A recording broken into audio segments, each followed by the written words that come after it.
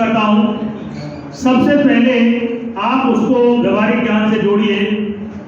भिन्न जैसा भारी भरकम कॉन्सेप्ट अभी समझने के लिए, वैसे तो अप्रत्यक्ष रूप से वो हमारा बच्चा भिन्न जानता है क्योंकि बंटवारा करना जानता है। 5 टॉफियां 6 टॉफियां लाया है, अगर 3 भाई बहन है तो वो 2 अपने हिसाब से बांट लेता है। व्यवहारिक रूप से, भाषाई रूप से वो हमारी भिन्न को जानता है। लेकिन अब मेरा कार्य है उसको हम किससे जोड़ना, मैथ से जोड़ना। मैंने एक बच्चे को एक रस्सी दे दी या एक पैमाना दे दिया और मैंने कहा इस मेज की लंबाई नापो, इस मेज की चौड़ाई नापो या इस फर्श की लंबाई नापो, या कोई भी मैंने लंबाई चौड़ाई नापने के लिए दे दिया। एक बच्चा आया कि मां साहब आपने जो रस्सी दी है, मैंने इस फर्श को नापा और 20 रस्सी पूरी हो गई।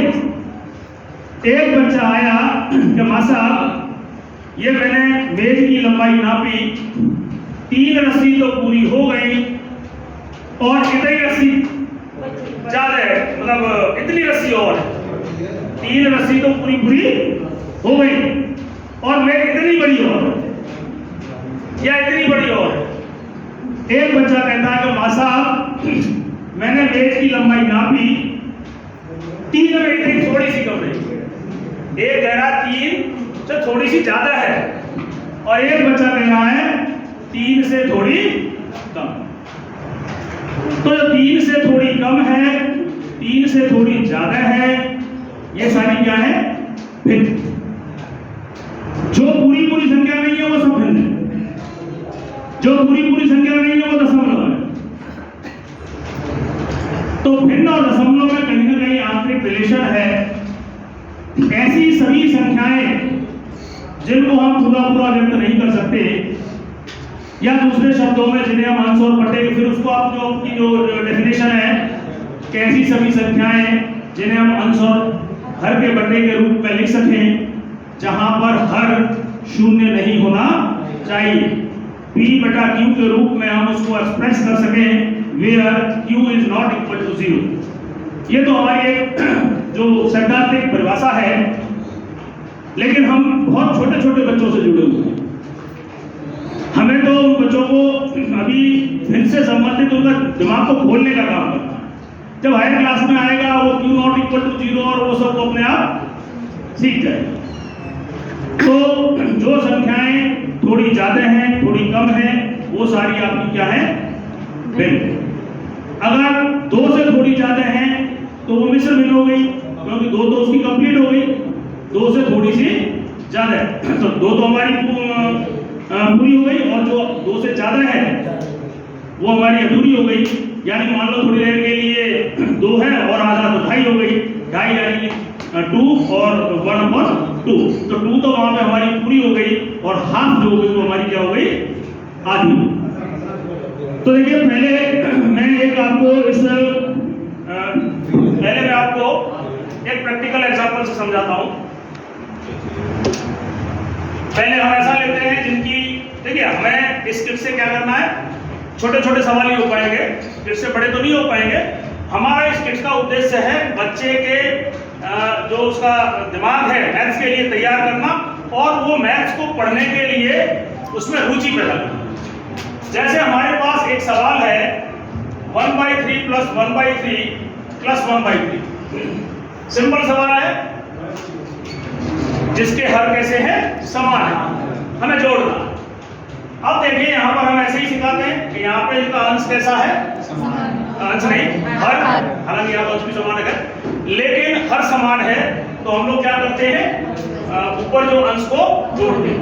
अभी मैं तीनों एक साथ न जोड़ करके पहले इन दोनों को जोड़ रहा हूँ और प्लस 1/3, बहुत सिंपल स्टेप से चल रहे हैं हम।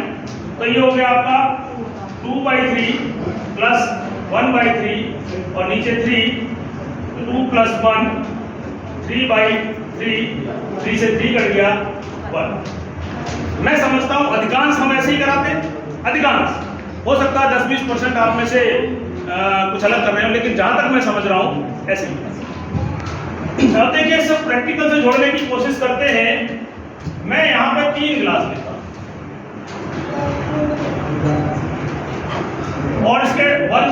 3 हिस्से हैं और यहां पर ये 1/3 तो कहलाएगा। पूरे ग्लास का 1/3 भरा हुआ है, पूरे ग्लास का 1/3 भरा हुआ है, पूरे ग्लास का 1/3 भरा हुआ है। पानी ले लो, कुछ भी ले लो, भरा हुआ। अब देखिए मैं इस कॉन्सेप्ट को समझाने की कोशिश करूं। मैंने इस ग्लास को इसमें मॉडल किया, तो इसके कितने पार्ट हो जाएंगे? 2। ये खत्म हो जाए तो खाली हो गया, और ये हमारी भिन्न क्या बनी? 2/3, क्योंकि 2 हिस्से उसमें भर गए। ठीक है ना, हम इस पर पहुंच गए 2/3 प्लस 1/3। ये तो मैंने चॉक पेंसिल वाला किया, ये मैं आपको इसमें जरूर दिखा रहा हूं, लेकिन आप उसको ग्लास में करके दिखाइए। अब मैंने क्या किया, चाहे इसको इसमें उड़े दो, चाहे इसको इसमें कर दो। मैंने ये वाला ग्लास इसमें कर दिया, तो ये दूसरा हिस्सा और इसका ये तीसरा हिस्सा, और ये पूरा एक ग्लास हो गया। इसलिए जो आपकी एक बिंदु जो आई, जो कि आगे अगले स्टेप में क्या हो जाएगा, ये पूरा 3/3 यानी कि 1। तो कहीं ना कहीं हमने क्या किया, देखिए नया कुछ भी नहीं है, मैथ्स का जो आपका जो सिद्धांत है वो तो वही की वही है, लेकिन हमने क्या किया, एक इंटरेस्ट बना।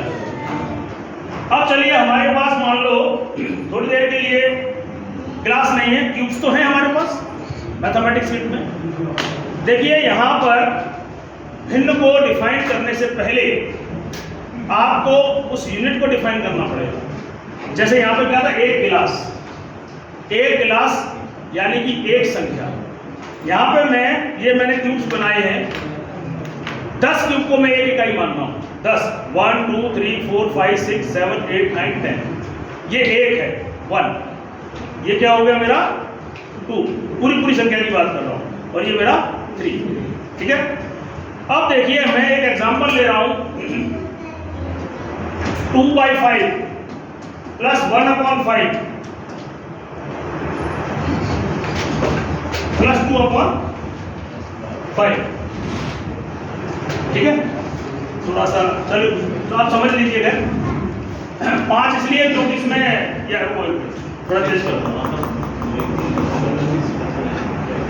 1/10 प्लस 3/10 प्लस 4/10 4 5 7 8 प्लस 2/10 3 और 4 7 8 9 10।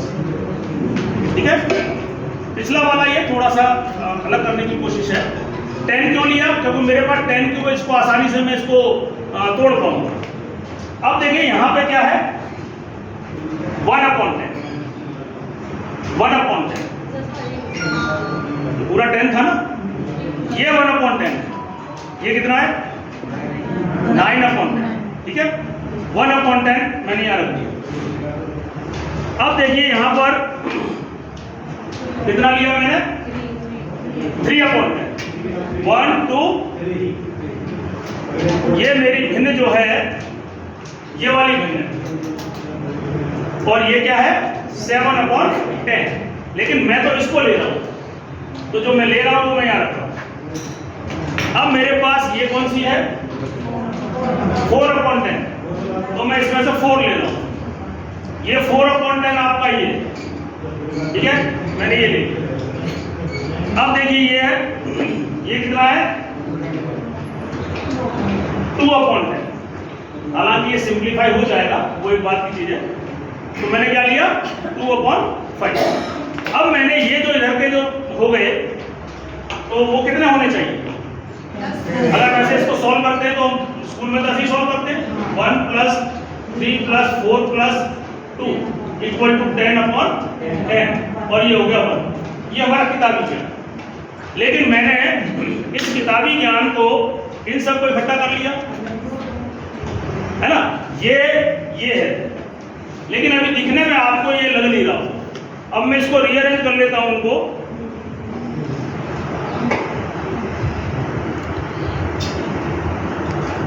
तो ये कितने होने चाहिए भाई? एक इकाई हमने किसको माना था? 10 को माना था ना। 1 2 3 4 5 6 7 8 9 10।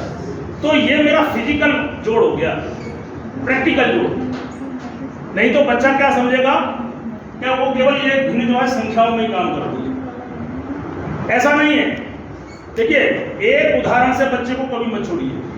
एक उदाहरण दोगे तो बच्चे में गलतफहमी पैदा होगी कि भिन्न के लिए 10 ही होने चाहिए, जबकि ऐसा नहीं है।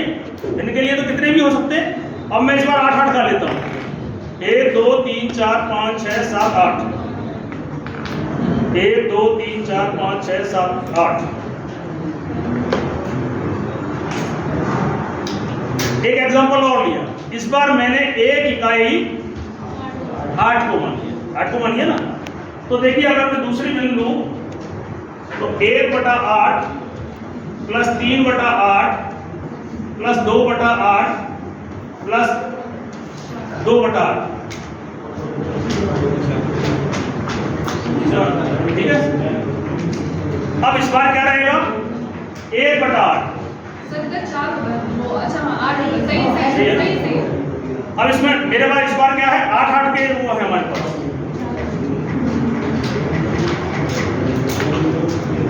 पिछले बार मैंने भिन्न के एग्जांपल में 8 क्यूब्स को एक इकाई माना। 10 को। पिछले बार 10 को। इस बार मैंने क्या माना है? 8। अगली बार 8 मानने से क्या होगा? बच्चे को कंफ्यूजन दूर होगा कि भिन्न के लिए केवल 10 नहीं, 8 भी लिए जा सकते हैं।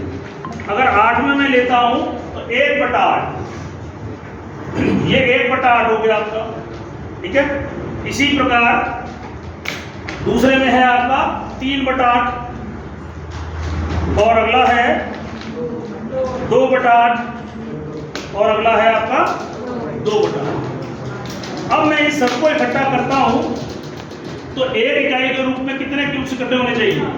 8। अगर मैं इन सबको जोड़ता हूं तो फिर आप इसको 8 बोल सकते। अगर इस भिन्न को जैसे 8 का ही लेता हूं मैं, 8 और ये हो गए आपके 4। 8 क्यूब्स की एक इकाई, ये 8 1 और ये 4। तो मैथ्स में क्या बना? 1:2, ये 1 और इसका आधा, ये हो गया। तो देखिए, कहीं ना कहीं आप इसको इस तरह बच्चे को जोड़ोगे तो बच्चे के बात समझ में आई।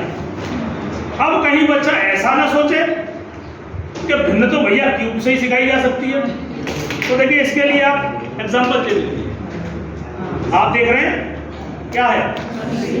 उसको मैथ के कॉन्सेप्ट पहुंचाइए, इंस्ट्रूमेंट नहीं है, कोई मायने नहीं रखता है। पहले मैंने भिन्न को इतने से समझाया, अब तो मैं इतनी बड़ी रस्सी से समझा रहा हूं। टोटल पार्ट्स कितने हैं? अरे 10 ही तो करने, इसमें मैंने क्यूब लिए थे 10, इसमें 10 है। ये हमारा कौन सा भिन्न हो गया? कितना हिस्सा? 1/10। और इसके नीचे की बात करूं, ये कितना हटा दिया जाए तो ये 9/10।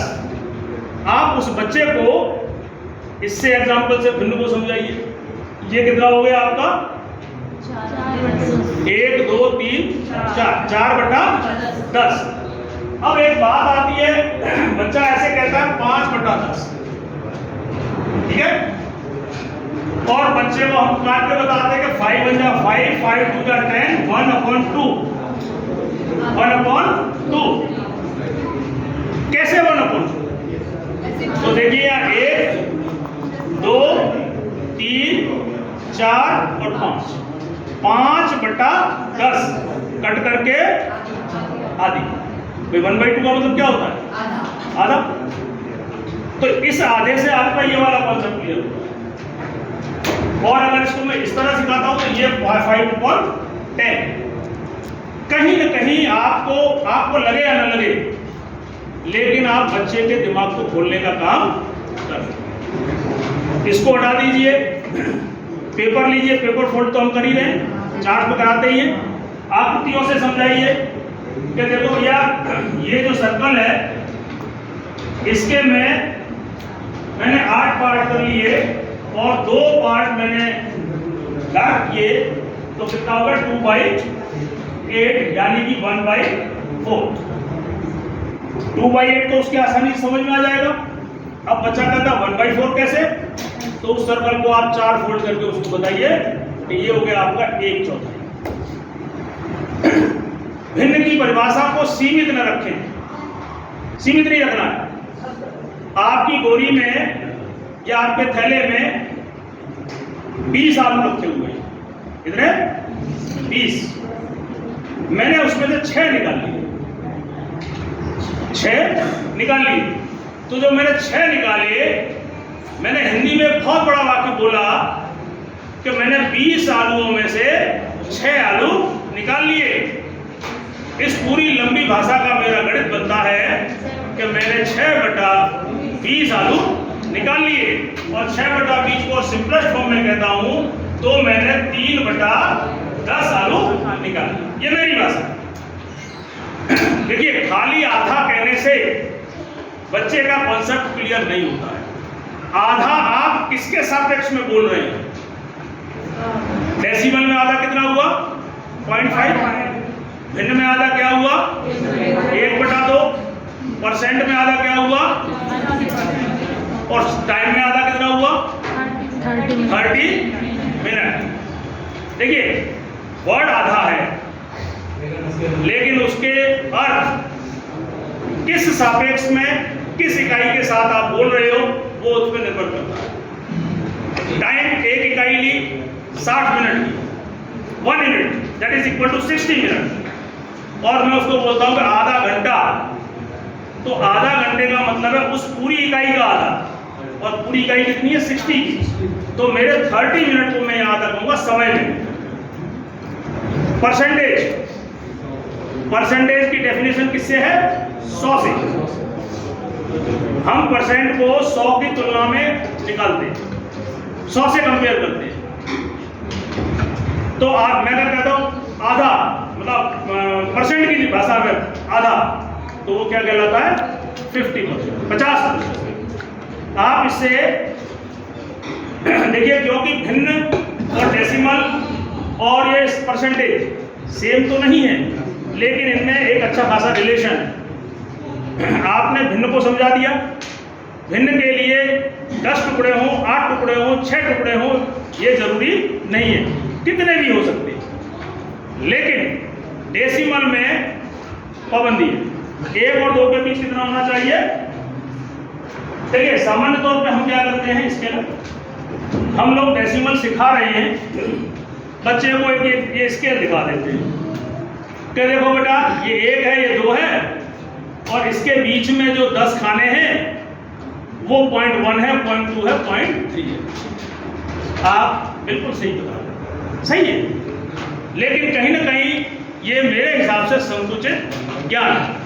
डेसिमल, अगर मैं एक लाइन इतनी ले रहा हूं, ये 1 और ये 2, 1 2 3 4 5 6 7 8 9 10 तो भाग हो जाने चाहिए। 1 2 3 4 5 6 7 8 9 10 लाइन नहीं, भाग होने चाहिए।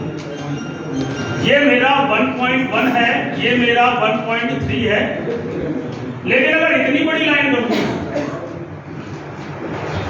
और मैं यहां पर 1 दूं और यहां पर 2 दूं, डेसिमल तो इसमें भी है। मुझे इस डिस्टेंस से कोई मतलब नहीं है, मुझे तो टोटल डिस्टेंस के 10 पार्ट्स करने हैं। 1 2 3 4 5 6 7 8 9 10। तो ये कितना हो गया? 1.1 1.2 1.3। बच्चे को संकुचित ज्ञान से बचाइए। अगर आपने केवल इससे उदाहरण दे दिया तो बच्चे के दिमाग में ये रहेगा कि ये पैमाना ही दशमलव तक एक सीमित ज्ञान। अगर आपके बच्चे समझने में सक्षम हैं तो उन बच्चों से कहिए, अभी तो 1 से 2 के बीच कितना है? 10 पार्ट। लेकिन अगर इसको विस्तारित रूप दें तो 1 से 2 के बीच इसमें असंख्य पार्ट है, इन्फिनिटी, गिन नहीं सकते, क्योंकि इनके बाद फिर 10 है इनके बीच, 1 2 3 4 5 फिर 10 है, फिर इन दोनों के बीच भी 10 है, ठीक है। लेकिन वो बड़ी बात है। अभी हम बच्चों को इतना कॉन्सेप्ट दें कि ये लंबाई कोई मायने नहीं रखती है, जिसको भी आप डिवाइड कर रहे हैं दशमलव में, उसके टोटल पार्ट कितने करने हैं? 10। पहला पार्ट उसका 0.1, दूसरा पार्ट उसका 0.2, तीसरा पार्ट उसका 0.3। भिन्न में 10 भागों की पाबंदी नहीं है, उसमें आप कितने भी भाग कर सकते हो। एक और हमारा मैथ्स का कॉन्सेप्ट है, तो इस हिसाब से अगर मैं इसको डेसिमल से लेना चाहूं और अगर इसको मैं एक संख्या मानूं पूरी 1 यूनिट, तो मेरा डेसिमल में ये कितना बनेगा 0.1, 0.2, 0.1, 0.2, 0.3, 0.4। ठीक है, डेसिमल। इससे मिलता जुलता एक और कॉन्सेप्ट है हमारा परसेंटेज। परसेंटेज की डेफिनेशन क्या है कि जिसका भी हम परसेंटेज निकाल रहे हैं उसके टोटल 100 पार्ट्स करते हैं। यहाँ पे हम कितने पार्ट कर रहे हैं 10। परसेंटेज में कितने हैं 100, और 100 में से 1 ले रहे हैं तो वो 1% हो गया, 2 ले रहे हैं 2%, 20 ले रहे हैं तो 20%। अब अगर कोई बच्चा कहता है कि मेरे 50 में से 10 नंबर आए, 50 में से 10, तो बताओ तुम्हारी कितनी परसेंटेज होगी। तो हम उसे लंबा चौड़ा एक फॉर्मूला बताते हैं, ये कर लो, कुछ नहीं, उसका पहले माइंड बोलिए। तो भाई बेटा मैंने क्या बताया, तुम्हें 100 की तुलना करनी है, 50 में से 10 है, कोई फॉर्मूले का यूज मत करिए। 2-3 बार उसको बात को, उस बच्चे को 2-3 बार कहिए, उसके दिमाग तक पहुंचे। 50 में से 10, 50 में से 10, 50 में से 10, तो 100 में से बेटा कितना। कहीं वो फार्मूले की जरूरत नहीं है, वो छोटे मोटे हम लोग क्या करते हैं, बच्चों को फार्मूले में उलझाते हैं। मैं ये नहीं कह रहा कि फार्मूला नहीं सिखाना चाहिए, सिखाना चाहिए, लेकिन फार्मूले से पहले उसको परसेंटेज के कॉन्सेप्ट से प्रिपरेशन होनी चाहिए। जैसे मैंने कल आपको बताया था 100 के करेंसी का नोट लेकर के, जैसे ये कल मैंने बताया था आपको कि ये 400 रुपए हैं, 400 ले लीजिए, 400 रुपए हैं, और 400 का मैं 40% निकालना चाह रहा हूं। 400 का 40, तो 400 का 40 कितना होगा, थोड़ा छोटा ले लीजिए, 10% ले लीजिए, क्योंकि इतने नोट नहीं है यहाँ पे। 400 का 10%, तो भैया फॉर्मूले से तो हम क्या बताते हैं, 400 का 10% कितना हो गया आपका 400 इंटू 10/100, 0 से 0 कैंसल हो गया आपका ₹40। किताबी आप सवाल करा रहे हैं, बच्चे को मैथ तक नहीं पहुंचने दे रहे, उसके माइंड को नहीं खोलने दे रहे। इस सूत्र से पहले मैंने ही अपनी भाषा में बोला कि परसेंटेज का मतलब है 100 पे तुलना, कंपैरिजन विथ 100। मैंने क्या कहा 400 का 10%, 10% 400 का कहा है, लेकिन मैंने परसेंटेज की परिभाषा क्या दी है 100%। तो मेरे पास 400 रुपए है, तो इस 100 का मैं परसेंट लूंगा 10, 100 का 10, फिर मैं दूसरा 100 लूंगा, तो इसका कितना लूंगा, 1 और लूंगा, ठीक है। फिर ये मैं 100 और लगाऊंगा, और 1 10 और आएगा, फिर ये चौथा 100, उसका 1 और 10। अब इसमें 10-10 के कितने नोट आ गए, 1 2 3 और 4। ये 40 10-10 के 4 यानी कि 40। ये 40 आपका जो मेरे हाथ में दिख रहा है वो इस बोर्ड पर मैथ्स का 40 है। तो आप उसको प्रैक्टिकल से जोड़िए, किट का यूज करिए। फॉर्मूले में तो फॉर्मूले बहुत लास्ट में जाएंगे, और एक विश्वास करिएगा, अगर आपने ऐसे अच्छे उदाहरण देखे उस बच्चे को काफी, देखिए इसमें समय लगेगा, इसमें समय लगेगा। ये तो बहुत आसान है, 400 बटा 10 बच्चा सीख जाएगा, घर पे सवाल भी कर लेगा, और सवाल करके वो अच्छे मार्क्स भी ले आएगा 80-80। देखिए मार्क्स लाना और ज्ञान दोनों ही अलग अलग चीजें हैं। कोई अच्छे मार्क्स ला रहा है, इसका ये सिद्ध नहीं होता है कि उसके कॉन्सेप्ट क्लियर है, ये बिल्कुल नहीं कहा जा सकता। और तभी तो होता है, आप देखते नहीं हो क्या 10th में 12th में 80% 90% और कंपटीशन नहीं निकलता है। तो नॉलेज और marks both are the different thing, दोनों ही चीजें अलग अलग हैं।